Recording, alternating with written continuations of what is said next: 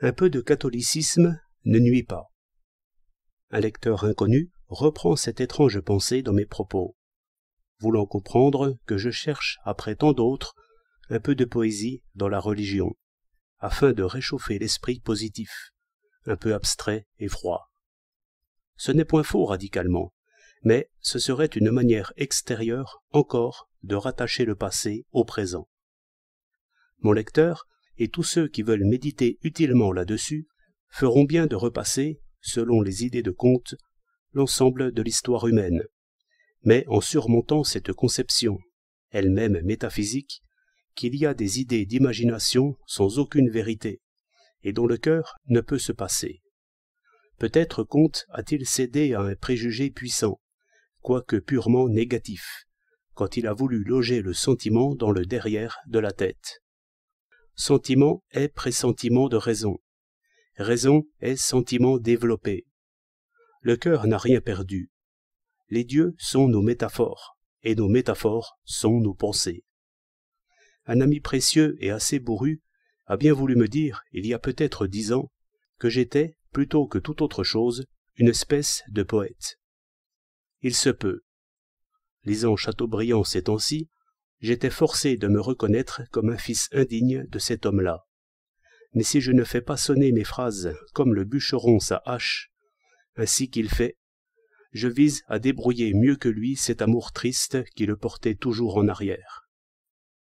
Le temps a passé depuis lui, et ce n'est point le catholicisme qui a développé la vérité du catholicisme. Comprendre, c'est toujours dépasser. Le temps nous y aide, mais il faut aider aussi le temps. Il faut penser sur des exemples, sans quoi cet immense sujet engloutira nos faibles voiles. L'Église a réalisé le catéchisme pour tous et la Société internationale des esprits. Cette audacieuse entreprise dépassait de loin ce que Socrate et Marc Aurèle pouvaient espérer. Le moindre esclave, le fils d'un serf ou d'un bohémien errant, avait les mêmes droits que d'autres à lire et à entendre dans le livre universel. L'Esprit éternel était finalement juge de tous les rois et de toutes les puissances. La maison commune s'élevait au-dessus des échoppes artisanes, et la puissance n'y était reçue fraternellement que sous la condition d'être juste. Les valeurs s'ordonnaient comme il était convenable, l'ordre humain se montrait, mais les forces reprirent cette province nouvelle.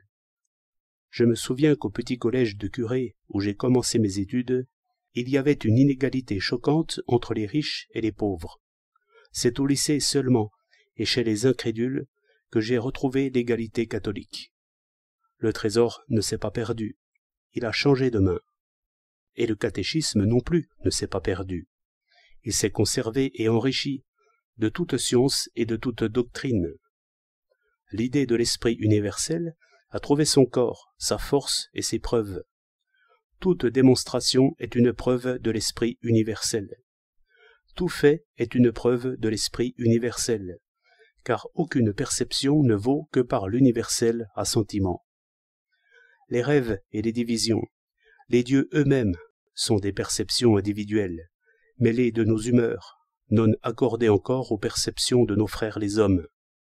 C'est selon un admirable pressentiment que les temples, lieux des prodiges, effacèrent les prodiges qui firent l'union des esprits par leur masse solide et ordonnée, où les perspectives, les symétries et les ressemblances ramenaient les différentes vues à un seul objet.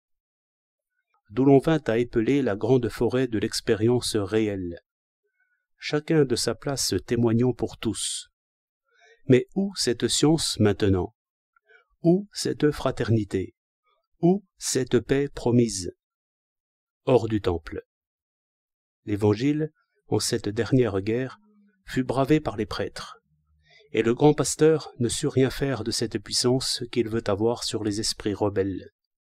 Le Te Deum fut chanté dans la maison commune.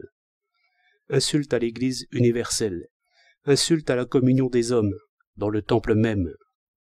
Mais, hors du temple, malédiction sur tous les violents, absolution sur tous ceux qui ont payé de leur vie. Par qui? Par l'Église muette, formée aux arts et aux sciences. Église mêlée aux foules, faite de tous ceux qui ont eu communication de raison, et par qui l'esprit universel devait s'étendre et se manifester. Ainsi se formait l'universelle amitié. L'Église positive est pleine d'amis qui s'ignorent. C'est cette Église qui a excommunié la guerre. C'est là que l'ancienne Église a répandu ses forces spirituelles. La religion vit sous la forme de l'irréligion. Il ne faut point dire que l'autre Église est morte. Frappé sur son tombeau, il est vide.